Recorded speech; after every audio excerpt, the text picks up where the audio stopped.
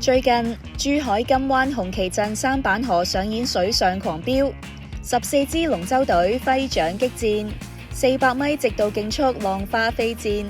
更有歸僑選手同場競技。我係從越南翻過嚟嘅歸僑嚟嘅，我6歲就跟住父親就翻嚟祖國，到而家喺紅旗咧就居住咗47年啦。一直喺紅旗居住到現在咧，就發現紅旗咧就翻天覆地嗰個變化，同時亦感受到